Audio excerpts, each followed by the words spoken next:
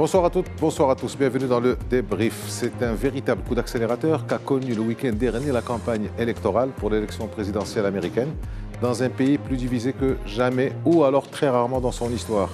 Le coup d'accélérateur a pris la forme de coups de feu tirés sur l'ancien président et actuel candidat Donald Trump samedi 13 juillet en fin de journée.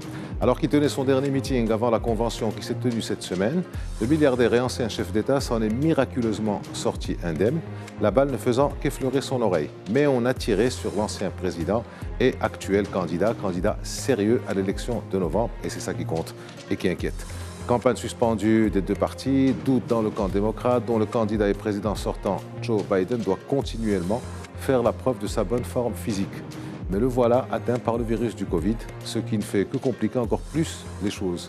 Pour leur part, les Républicains sentant le vent en poupe depuis la tentative d'assassinat sur Donald Trump, ils ont tenu leur convention, accueillant triomphalement leur champion, lequel champion a finalement choisi son colistier.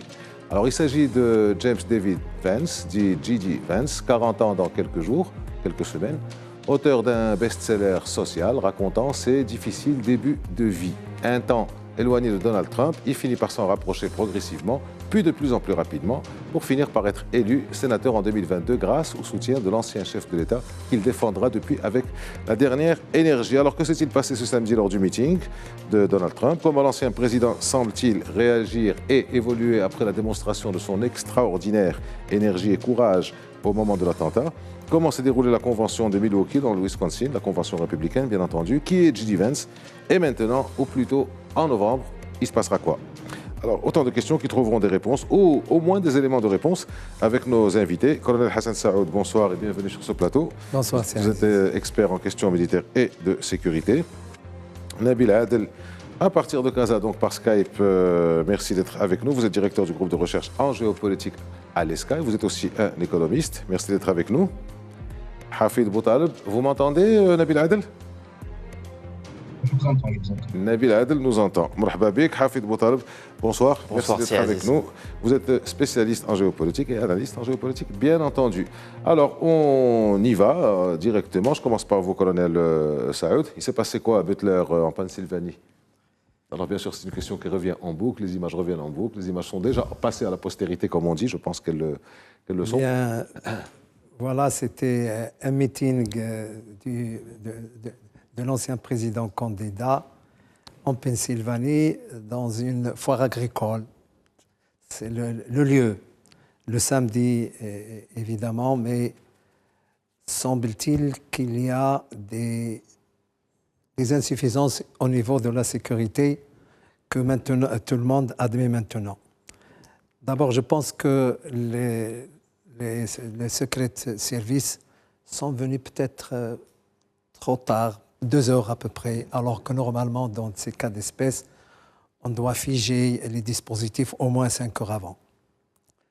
Deuxièmement, me semble-t-il, il n'y a pas eu une réunion de préparation ou ce qu'on appelle le briefing avec les autorités, la police locale, les autorités, qui fait quoi, le FBI. En fait, qui fait quoi? Parce qu'on avait plusieurs armes, on avait les pompiers, on avait les forces spéciales, le secret de service. Voilà, parce qu'il y a le secret de service, il y a le FBI, il y a la police locale, il y a évidemment les autorités du coin pour la répartition des missions et pour une bonne coordination.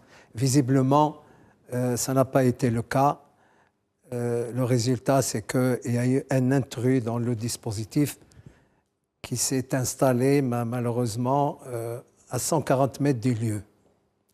Alors que l'arme qu'il avait, c'est du 550 mètres de portée. Il faut le signaler. D'habitude, on tient compte de la portée des armes pour faire un dispositif global. L'enquête aujourd'hui, l'assaillant ou le tireur a été tracé. Il a fait une reconnaissance le 7, presque une semaine avant. Son téléphone a été décortiqué et donc ça veut dire qu'il y a une liste des meetings. En l'occurrence, c'était le dernier meeting de la campagne. Il y a une liste, donc elle est publique parce que ce jeune homme, donc 20 ans, le tireur, a eu accès à ça. Il est venu le 7. dans le même lieu. Il est retourné et puis la veille, il a été dans un magasin de bricolage pour acheter une échelle de 1,50 m. Ça, c'est l'enquête du FBI. Et il est passé dans une armurerie pour acheter 50 cartouches. Il a aussi fait un entraînement au club de tir où il est inscrit. Donc tout ça, c'est avant de partir vers Butter. Il est parti bien avant les autres et il s'est installé. Il a été vu, il a été signalé. Évidemment, c'est l'objet de cette enquête qui est assez difficile pour démêler les responsabilités des uns et des autres. Le secret de service est responsable, la police locale est responsable, les autorités sont responsables. Et il y a eu cette improvisation. On n'a pas donné à l'événement l'importance qu'il aurait mérité. Et le résultat est là, fort heureusement. Il n'y a pas mort d'homme.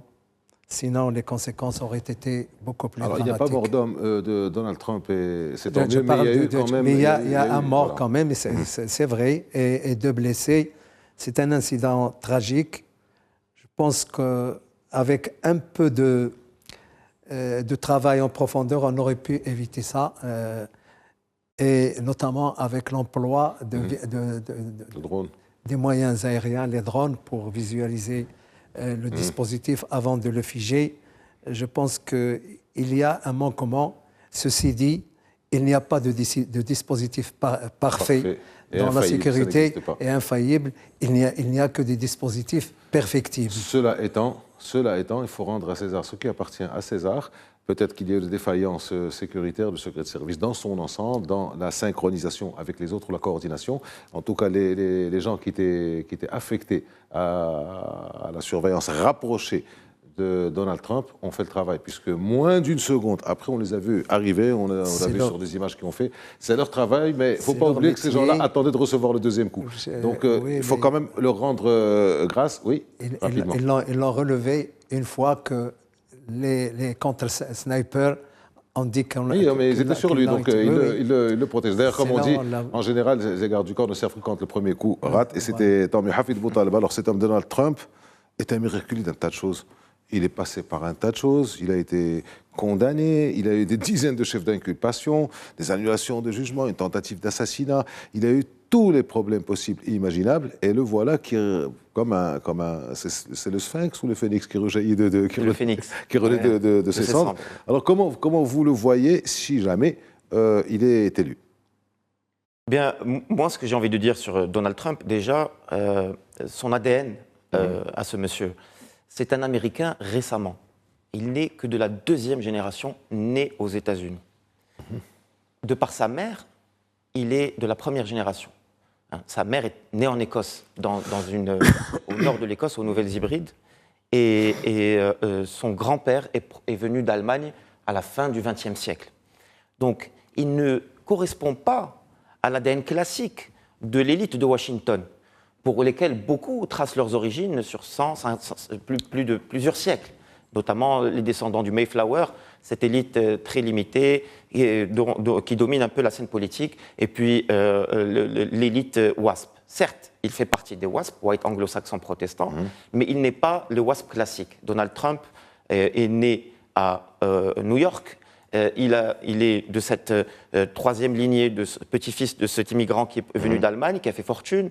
Son père a fructifié la fortune, lui encore plus. Donc pour lui, l'Amérique, c'est le challenge. L'Amérique, ce n'est pas l'idée de la rente que se font la classe politique un peu de Washington. Donc il est en totale rupture avec l'establishment, contrairement à ce que son apparence peut suggérer. Et son apparence le suggère, mais son propos ne le suggère pas du tout. Il est en rupture avec l'establishment, et quand il était président. Il est en cohérence avec son ADN, d'une certaine manière. Et par conséquent, on va retrouver le Donald Trump qu'on a eu entre 2016 et 2020. Un Donald Trump qui tient un discours contre le système, anti-système, un Donald Trump qui est dans une rupture politique, un Donald Trump qui est pour la réduction de l'État au maximum, ce qui, d'une certaine manière, rentre un peu dans l'idéologie républicaine. Donc il est bien républicain dans ça. Et on s'attend à ce que, une fois arrivé aux affaires, s'il est élu, peut-être il va tourner la page de cette... bien sûr, il va se gracier immédiatement. Hein, il va se gracier pour ne plus avoir de problème, puisque s'il n'est pas élu, en revanche, il aura de sérieux problèmes avec la justice. Il va s'autogracier. Puis, il ne fera pas l'erreur qu'ont fait les démocrates, une erreur capitale, celle d'avoir focusé pendant 4 ans sur Donald Trump, et finalement, ils ne l'ont pas fait oublier, alors que le challenge, c'était que tout le monde, aux États-Unis et partout sur la planète, tout le monde oublie Donald Trump. Ils ont été très maladroits, ils lui ont tapé dessus non-stop pendant 4 ans, dès le 6 janvier. Ils ont fait sa promo, et donc finalement, parce que quelle que soit la publicité... C'est un expert en victimisation. Et oui, quelle que soit la publicité, eh ben, elle est utile à la personne qui en est la cible. Et Donald Trump a su en profiter. Alors, même question pour vous, Nabil Adel, mais sous une autre forme. Au lieu de parler de Donald Trump, comment vous voyez donc, après ce qui s'est passé ce 13 juillet, et je vous rappelle aussi ce qui s'est passé le 6 janvier 2021, comment vous voyez l'Amérique après l'élection, quel que soit celui qui sera élu, ou Joe Biden ou Donald Trump, après ce qui est en train de se passer, après cette crispation des deux côtés, conservateurs, pas conservateurs, blancs, pas blancs, etc. Le sujet n'est pas la polarisation de la vie politique américaine. Le sujet, c'est la personnalité de Donald Trump. On a toujours eu des présidents républicains, des présidents démocrates, mais on n'a jamais eu un personnage aussi singulier que celui de Donald Trump. Je rappelle que depuis qu'il est entré en scène avec vigueur lors des élections de 2016, on ne l'a pas lâché. C'est le seul président qui a passé presque la moitié de son premier mandat à se défendre contre plusieurs affaires et desquelles il est sorti progressivement blanchi. Et jusqu'à la dernière seconde de son mandat, il y a l'affaire du Capitole, et maintenant, pendant toute sa campagne électorale, c'est affaire sur affaire sur affaire sur affaire sur affaire. C'est-à-dire que c'est quelqu'un qu'on ne veut pas qu'il accède au pouvoir, pour plusieurs raisons. Alors aujourd'hui, on sait que si Donald Trump arrive au pouvoir, il va ouvrir tous les dossiers des démocrates, y compris la corruption du clan Biden et fils, la corruption du clan Clinton et compagnie, la corruption des Obama. Donc la corruption, c'est vous qui utilisez le terme, parce que ça n'a pas encore été établi par un juge. Pardon ? La corruption, parce que ça n'a pas encore été établi par un juge, ou pas du tout établi par un juge. Continuez, poursuivez. Moi, je suis un analyste, donc je vais laisser ça au juge. Moi, je reprends ce que dit Trump. Okay. Et donc, Trump utilise le terme de corruption, de corrupt Clinton, de corrupt Biden and corrupt Obama. Je reprends les termes. Alors, aujourd'hui, on l'a dit, et Nancy Pelosi l'a dit de manière assez claire, on va tout faire pour l'empêcher d'accéder au pouvoir. Et on a même, Biden, il a fait une déclaration sur laquelle il est revenu plus tard pour dire, voilà, il faut le mettre dans le cyclone, une expression équivalente, et puis il a dû s'excuser. Donc cette violence qui s'est abattue sur le candidat républicain a fait que quelque part, on s'attendait à ce qu'on fasse tout pour qu'il n'accède pas au pouvoir. Maintenant, de là à établir qu'il y a des liens où des gens ont essayé de l'assassiner, ça effectivement, il faut laisser les enquêtes faire son boulot. Mais ce qu'on peut noter, c'est que pendant que la personne qui était en train de le viser était en train de s'installer, il y a eu des téléphones qui ont filmé la personne et qui ont tenté d'alerter la police. On a vu, ça a circulé. Les gens ont même appelé, officer, les policiers pour leur dire, attendez, il y a quelqu'un qui est là-bas, qui est en train de s'installer, qui est en position de tir. Et malgré ça, il y a eu un retard d'intervention. Donc, tous ces éléments font qu'aujourd'hui, nous sommes sur une Amérique où, comme l'a dit un observateur, il a dit on était à quelques inches d'une guerre civile. C'est-à-dire que si le inches, c'est le mouvement qu'il a fait pour éviter, par la grâce divine, pour éviter la balle, mais on a dit que si on l'avait abattu, ça aurait été la guerre civile aux États-Unis. Parce que là, ça va alimenter encore plus la théorie du complot, comme quoi on a tout fait et que l'État profond a tout fait pour empêcher Donald Trump d'accéder au pouvoir. Donc aujourd'hui, nous sommes sur une Amérique qui est polarisée, non pas en raison des démocrates versus républicains, non, parce que nous avons un personnage central, comme l'a rappelé Serhabi tout à l'heure, qui n'est pas de l'establishment. C'est quelqu'un c'est presque un ovni. Quand on voit toute la personnalité des présidents américains depuis que ce pays existe, vous avez, c'est un ovni. Il est vraiment un ovni. Il n'a jamais été, ce n'est pas le profil classique, gouverneur, sénateur ou congressman. Non, c'est un homme d'affaires qui est venu, qui finance sa campagne électorale lui-même et qui dénonce le tout Washington. Donc voilà le point de départ sur lequel on est aujourd'hui. D'accord. Alors, on va essayer de suivre la chronologie de cette semaine après donc la tentative d'assassinat. La convention donc républicaine s'ouvre à Milwaukee dans le Wisconsin, État de Wisconsin, donc c'est près des Grands Lacs. Et au départ donc de cette convention, il y a la révélation du choix du ticket. Je commence par vous, Hassan Saoud. Alors, J.D. Vance, on sait qui il est, on en a parlé. Si vous voulez ajouter quelque chose sur la personne de ce sénateur, donc, qui se retrouve en poste de candidat à la vice-présidence. Mais d'après vous, pourquoi ce choix? Je voudrais poser la question aux autres, parce que chacun va avoir une vision, une manière de concevoir assez particulière de pourquoi le choix de ce jeune homme. Il a la quarantaine. Peut-être pour compléter d'abord cette enquête, il semblerait qu'il aurait agi seul, qu'il n'y a pas de ramification ou de commanditaire, premièrement, et que, deuxièmement, dans son téléphone, on a trouvé la photo de Trump, la photo de Biden et de beaucoup de dirigeants démocrates et républicains. Donc, on ne sait pas pourquoi. Vous voulez tirer sur quelqu'un? Bon, c'est ça. Ça aurait pu être Trump, ça aurait pu être Biden. Moi, je suis dans le factuel. C'est ce qui a été trouvé dans l'ensemble. En ce qui concerne le colistier de Trump, il a été choisi pour qu'il soit réellement sa moitié en âge. Si vous multipliez l'âge... Exactement, c'est exactement la moitié. 40 fois 2. Jusqu'à début août, parce que son anniversaire, c'est début août. Donc, voilà. là, il y a exactement 78. Voilà. Sachant qu'il est à son dernier mandat, peut-être que c'est une adoption, peut-être que c'est une préparation pour les élections. Ce jeune monsieur il lui a été d'abord recommandé par Peter Thiel, ce capital risqueur très connu qui était un conseiller de Donald Trump, et c'est lui qui l'a adopté, qui lui a présenté, et même si Trump n'a pas dit que de bonnes choses de lui. Il l'a traité un peu avec un langage un peu très trivial. Trump. L'autre non plus n'était pas tendre vis-à-vis de Trump avant qu'il se rapproche de lui. Quelque chose qui ressemble à l'obséquiosité. Et donc, mais là, il a fait la guerre d'Irak. Il était dans une cellule de relations publiques, etc. Il a fait évidemment l'université en Pennsylvanie. Il a fait Yale. C'est un écrivain. À succès. À succès. Son roman il est sur Netflix en ce moment. Donc, c'est peut-être un côté, pas intellectuel, mais un souffle de jeunesse sur l'ex-futur président, vraisemblablement, qui prépare peut-être... On attendra, mais comme j'ai l'habitude de dire, en politique... il ne faut pas la considérer comme une science exacte. Ah non, tout est possible en politique.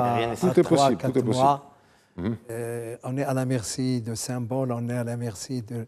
Ceci dit, pour peut-être compléter ce qu'avait dit Adil, cette dimension de sacrifice, cette dimension de survivant dans le langage de la martyrologie a bien marché. Oui. Et puis, il y a ce côté dimension christique qu'il a utilisé, et sans passer d'animateur télé, de télé l'a aidé dans cette réaction spontanée d'un héros. Je suis là, je suis le protecteur, et ça a marché. Et je pense qu'en termes de dividendes politiques et de dividendes électoraux, il est bien parti.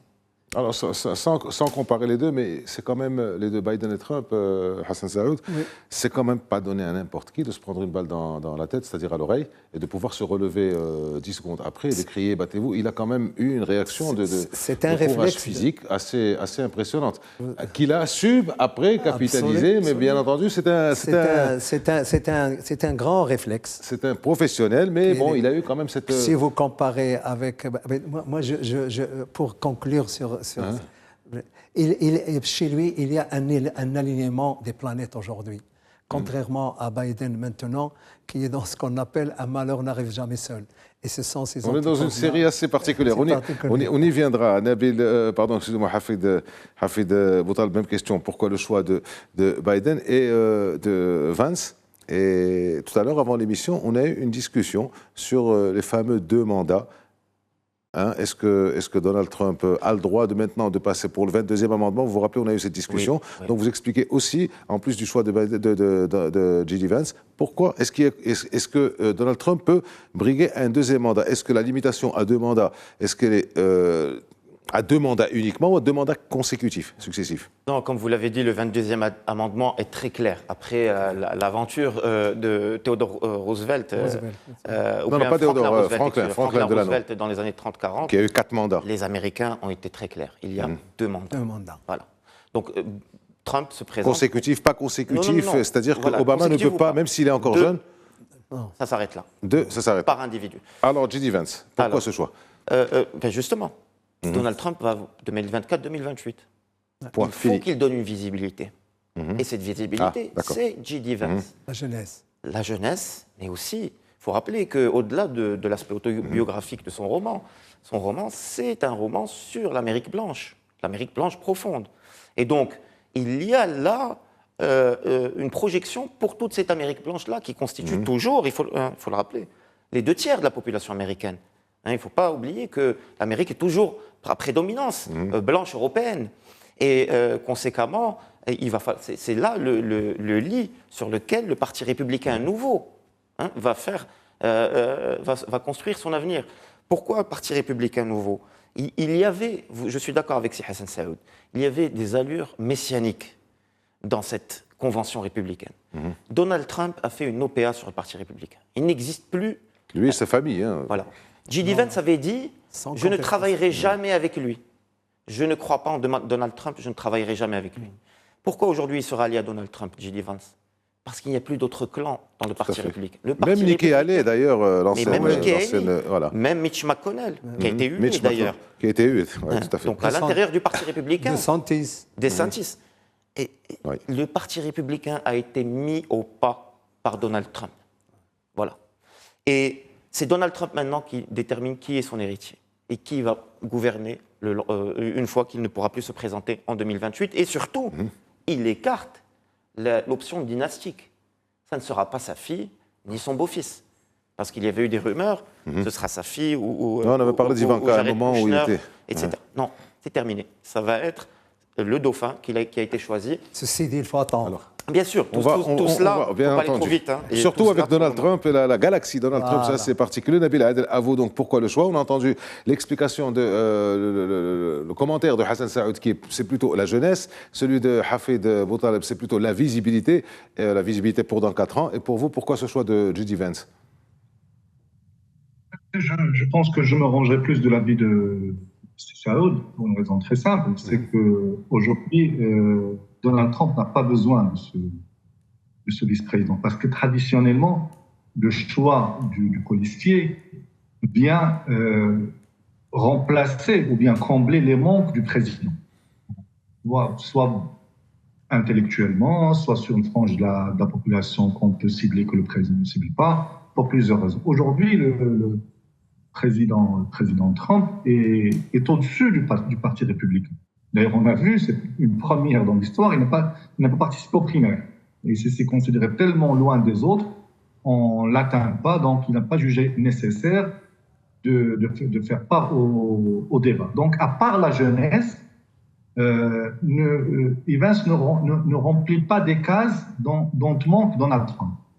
Effectivement, ce qu'on peut reprocher aujourd'hui aux 2 présidents américains en liste, que ce soit Donald Trump ou Joe Biden, c'est l'âge.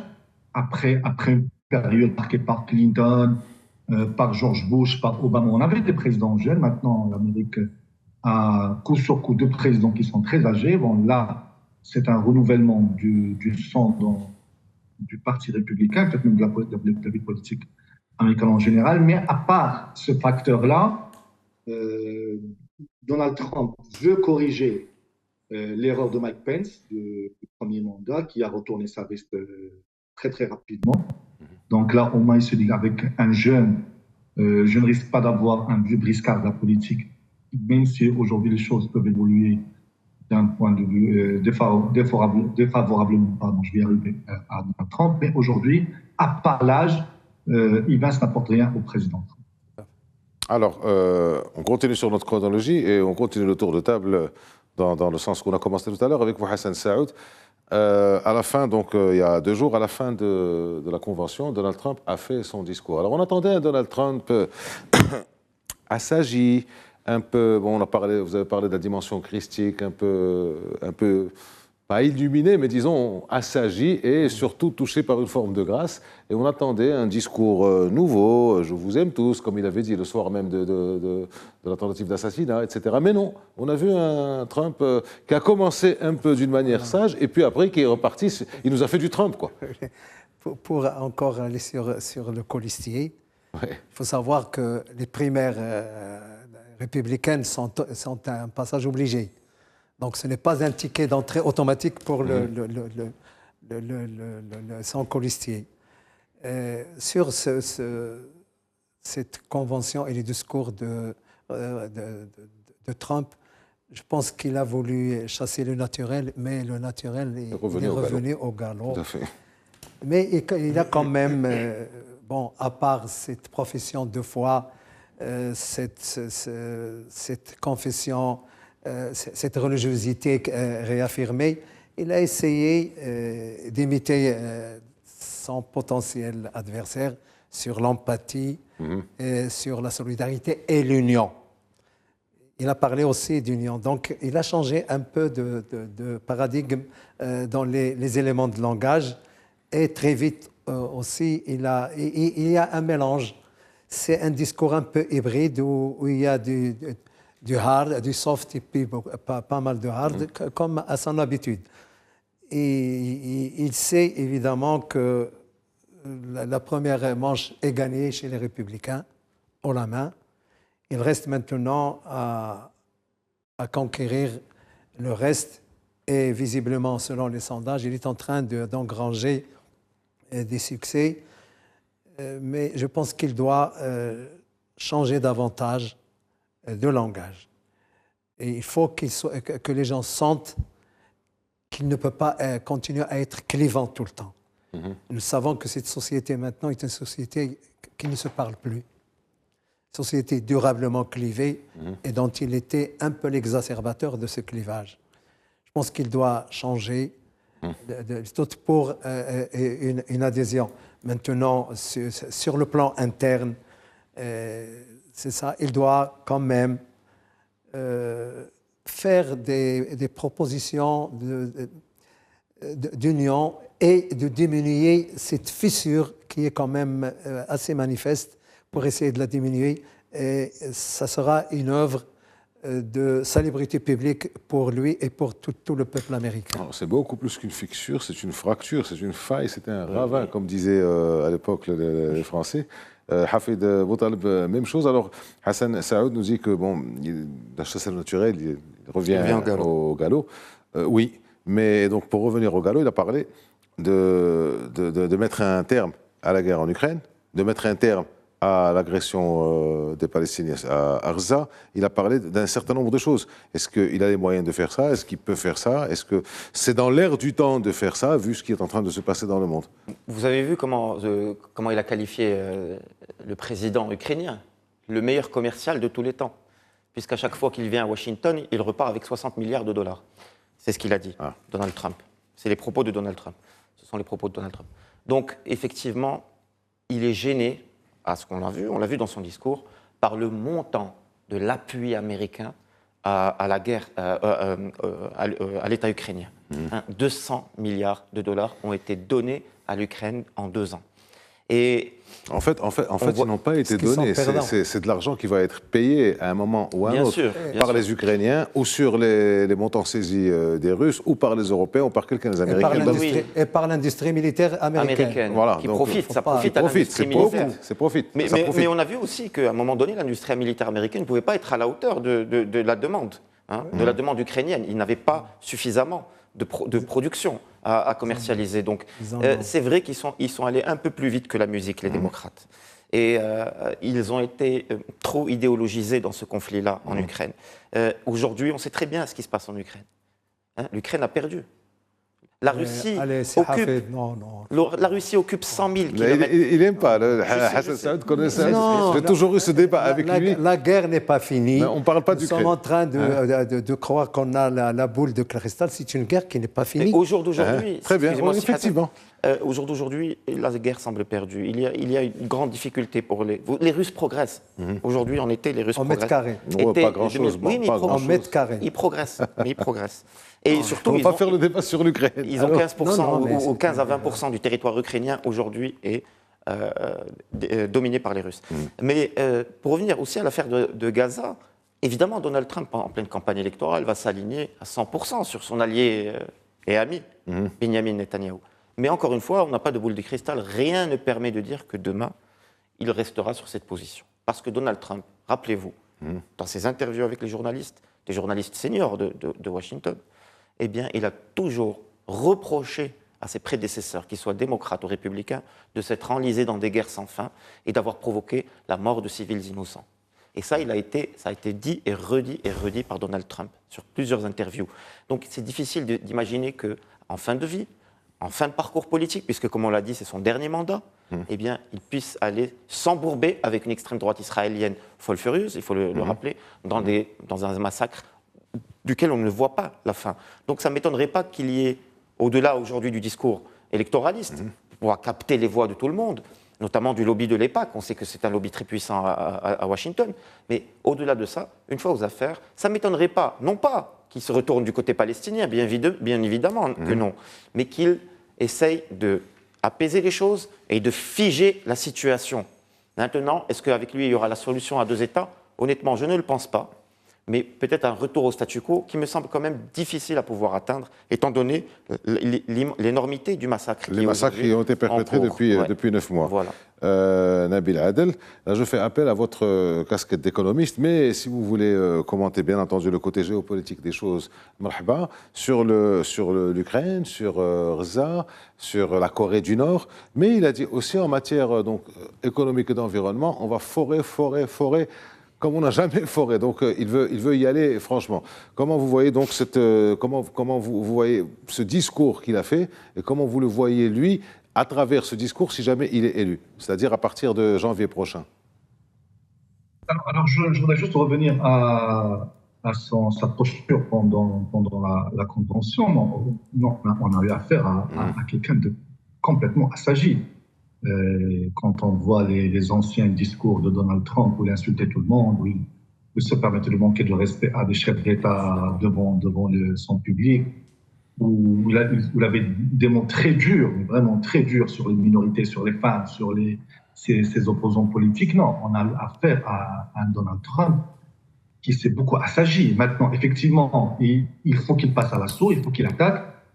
Ce qui est normal, on ne va pas non plus s'attendre à quelqu'un qui s'est transformé complètement en agneau, mais ce n'est plus le Donald Trump qu'on a connu, qui pouvait citer des chefs d'État, des chefs de gouvernement, des discussions qu'il avait avec eux, et comment il a pris le dessus. Donc, il y a eu un changement, et on le sent au fur et à mesure qu'il avance dans cette campagne électorale. Maintenant, sur ce qu'il compte faire en matière de politique étrangère, nous avons la chance d'avoir un président qui a déjà eu un premier mandat.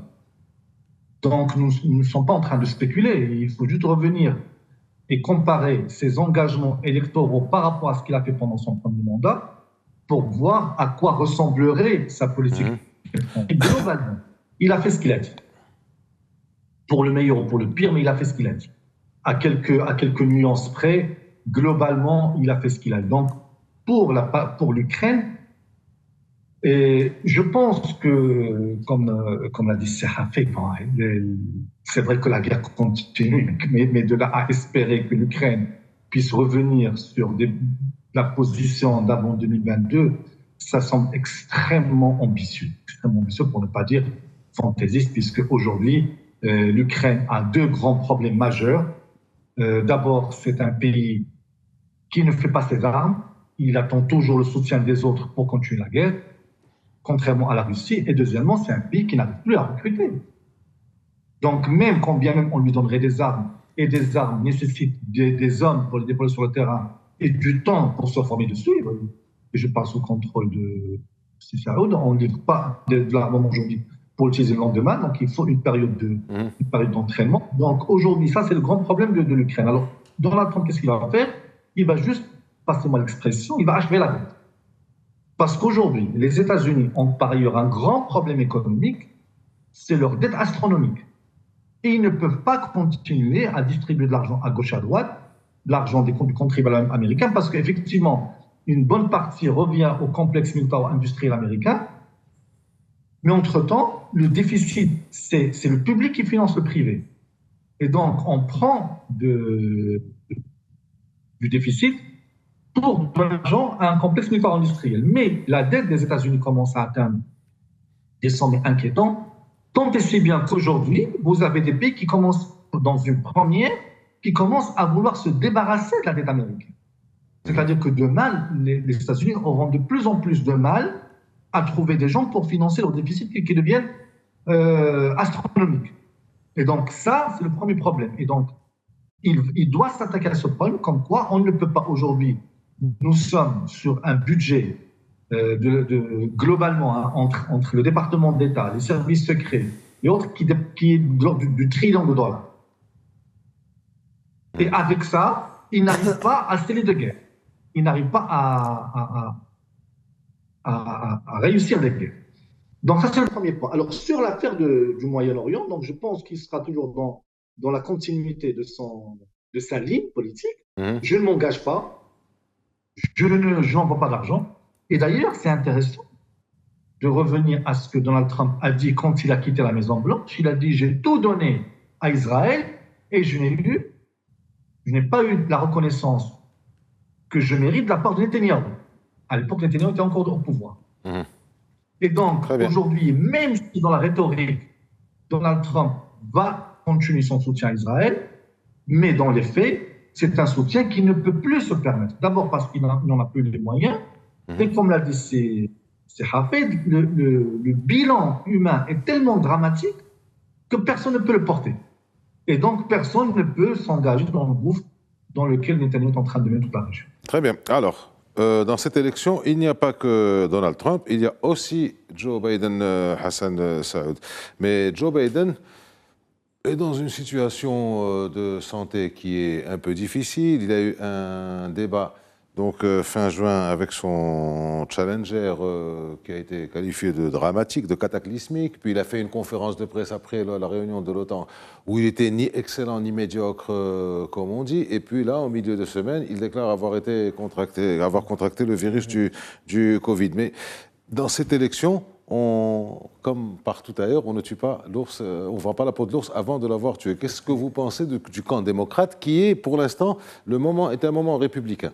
Mais il y a les démocrates, il y a toute la machine démocrate qui est derrière, il y a tous les élus démocrates qui sont derrière, et le peuple démocrate qui est derrière, et Joe Biden. Comment vous voyez cette suite d'élections? Une précision d'une seconde de la part de Kevin McCarthy, qui est un républicain, qui est le speaker. Et on lui a posé la question justement sur le changement par rapport à la guerre en Ukraine. Il avait dit, entre la Chambre des représentants et le Congrès, 300 votes à la Chambre des représentants au Sénat sont là pour s'assurer que Poutine ne gagnera pas la guerre. Ce n'est pas de la parole en l'air. Comme vous l'avez dit, le président américain, autant qu'il peut être fort, le Congrès reste le centre du pouvoir. C'est vrai qu'ils ont bloqué l'aide de 60 milliards pendant plusieurs mois. Non, c'est lui qui l'a fait bloquer, mais c'est le Congrès, par les républicains, qui ont dit on ne peut pas continuer comme ça pendant 6 mois. Alors les démocrates maintenant. Pour les démocrates... Dans ce qui se passe, à la lumière de ce qui est en train de se passer, de la tentative d'assassinat contre Trump, de la fatigue, on va dire, de l'avancée de Joe Biden, de son Covid, etc., etc. Tout à fait. De toute façon, en tant que chef d'État, il a quand même interrompu son week-end pour revenir à la Maison-Blanche, pour exprimer une empathie et pour demander une enquête et pour appeler à l'union.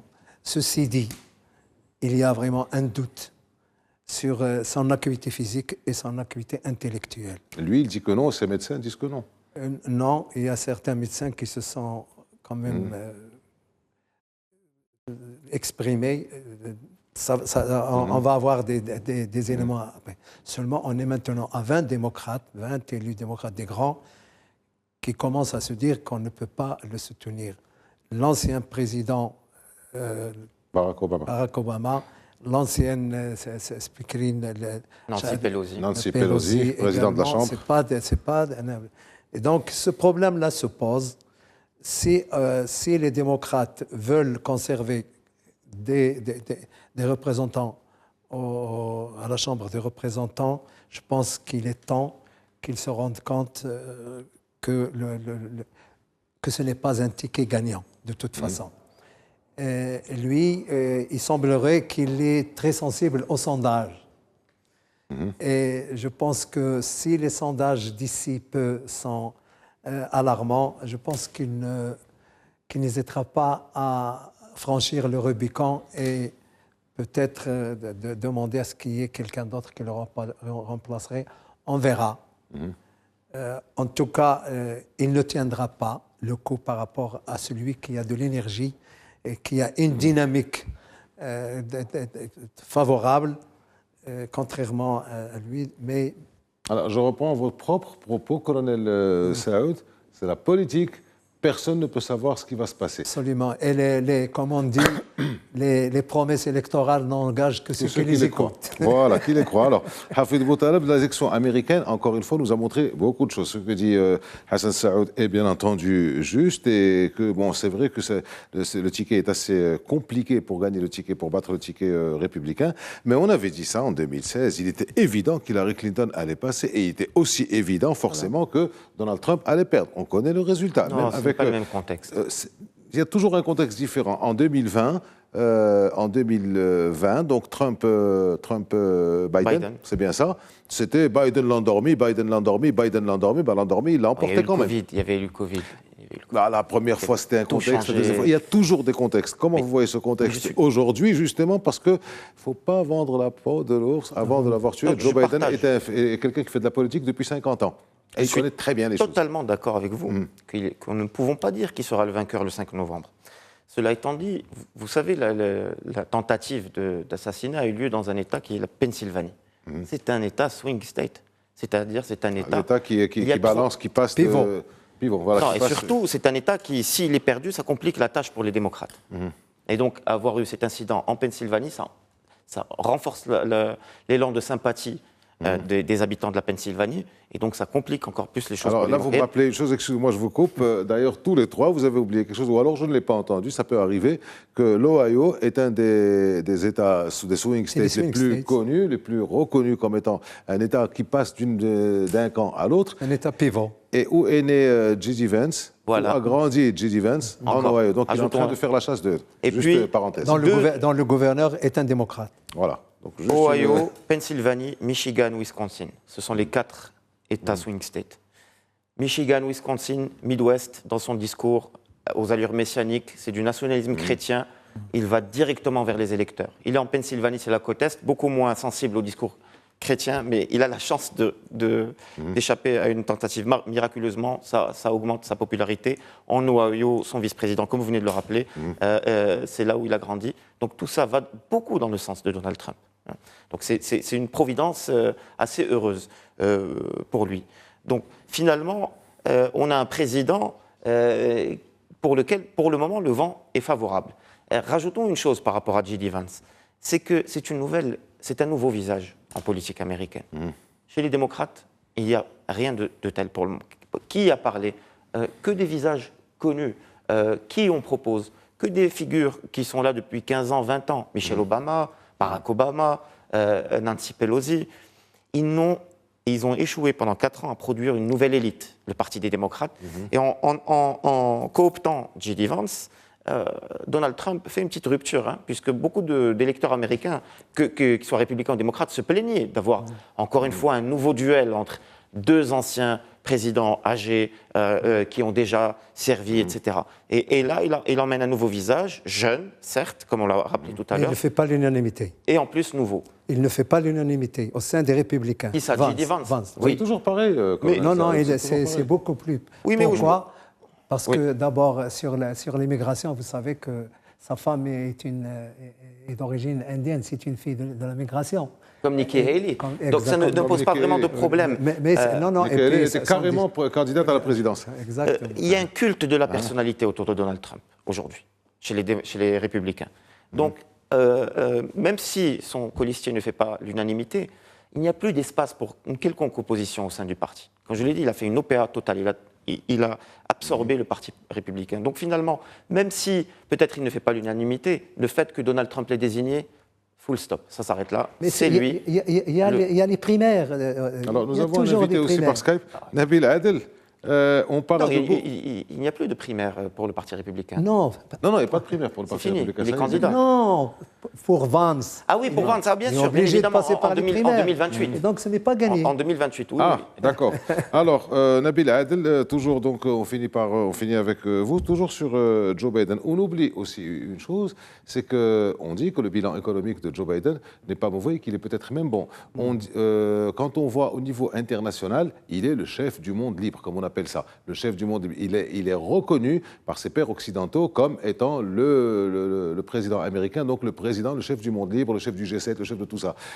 Tout ça n'est pas le cas avec Donald Trump, qui veut quitter encore une fois l'accord de Paris, qui veut encore durcir les conditions de sanctions contre l'Iran. Donc il y a un problème qui se pose pour Trump au niveau international et au niveau de la politique intérieure américaine. Est-ce que vous pensez vraiment que ça y est, les carottes sont cuites, comme on dit trivialement, et que c'est Trump qui passe? Vous ne pensez pas que Biden a encore vraiment beaucoup de choses à faire valoir, surtout qu'il n'a rien dit ces derniers temps? Alors, ce n'est pas le reste du monde qui va voter. Ce sont les Américains, quelle que soit l'appréciation que le reste du monde peut avoir de M. Biden. C'est l'un des problèmes de l'élection américaine, d'ailleurs. Pardon? Je disais, c'est l'un des problèmes de l'élection américaine. On élit pratiquement le président du monde, comme on dit, mais c'est les Américains qui votent. Voilà, donc, et justement, le discours que porte Donald Trump résonne auprès de l'opinion publique. Maintenant, pour revenir au cas de Biden. Alors, Biden et les démocrates ont 2 problèmes. Alors, commençons par le problème de Biden. Alors, Biden n'est pas sûr de finir la campagne électorale. On ne peut pas lui demander de finir 4 autres années. C'est ça le problème. Les gens se projettent au-delà de la campagne électorale. On ne voit pas une personne dont les facultés mentales déclinent très rapidement assumer 4 autres années. Ça veut dire qu'il y a quelqu'un derrière qui est en train de tirer les ficelles. Et ça, c'est quelque chose qui est insupportable pour le peuple américain, qui est très attaché à ce que le pouvoir revienne à des personnes qu'il a choisies. Le deuxième point, pardon ? Qu'il a choisi, élu effectivement. Continue. Voilà. Le deuxième point, c'est un problème du Parti démocrate. Personne ne veut y aller. C'est qu'ils savent qu'aujourd'hui, quelqu'un qui aura 2 mois de campagne, il ne pourra rien faire. Donc tout le monde ménage sa change pour 2028. Et ils ne veulent pas aller au casse-pied maintenant. Donc même s'il y a de l'agitation en l'avant, elle est modérée parce qu'on se dit, à part Kamala Harris, qui est vice-présidente, et Dieu sait qu'il n'en fera qu'une bouchée, personne ne veut y aller parce qu'ils savent que ce n'est pas une question. Ce n'est pas une question de candidat, c'est une question de timing. Venir aujourd'hui, à quelques mois, on est en novembre, les élections vont avoir lieu en novembre. Donc si on exclut les 1 mois ou 2 de tergiversation, il restera plus grand temps pour celui qu'on aura désigné à la place de Biden pour mener une campagne électorale, sachant que Donald Trump a commencé 1 an ou 2. Donc aujourd'hui, personne du Parti démocrate, du moins ceux qui ont des aspirations présidentielles, ne veut brûler ses cartes. Maintenant, quant au clan classique, Clinton, Obama et autres, on ne veut plus de dynastie. On ne veut plus avoir les Bush, les Clinton, les Oui, mais Obama. on a les Trump. Il y a beaucoup de Trump, Nabil Adel. Il y a les fils, il y a le gendre, il y a maintenant le petit-fils. Il n'y a pas d'ambition politique. Non, ils ne sont pas présidents. On parle de celui qui va avoir la charge suprême. D'accord. OK. Et donc, aujourd'hui, si on envoie, d'ailleurs, Obama a dit qu'il n'était pas intéressé. Clinton, c'est même pas la peine. Il est tellement détesté qu'il n'a aucune chance. Donc, même dans la deuxième génération du Parti démocrate, personne ne veut y aller aujourd'hui. Et parce qu'y aller, c'est brûler toutes ses cartes, parce qu'aux États-Unis, contrairement à d'autres pays, quand on perd, c'est très difficile de revenir. Les Américains n'aiment pas les losers. On n'est pas dans le temps de Nixon, ou qui a tenté plusieurs fois avant d'y arriver. Mais aujourd'hui, on ne veut plus de losers. Et donc, aujourd'hui, celui qui va se présenter maintenant brûle ses chances pour 2028. Et c'est ça le problème du Parti démocrate aujourd'hui. Très bien, ben écoutez, merci messieurs. On va encore voir. Les Américains, comme vous l'avez dit chacun à sa manière, à cette émission, ont le don de pouvoir créer la surprise, ont le don de pouvoir créer des Deus Ex Machina. Donc on verra bien, on ne sait pas ce qui va se passer. Pour l'instant, le feuilleton continue. Hassan Saoud, merci d'avoir été avec nous. Hafid Boutaleb de Casa, Nabil Adel, merci aussi d'avoir été avec nous. Merci à vous de nous avoir suivis. À la semaine prochaine.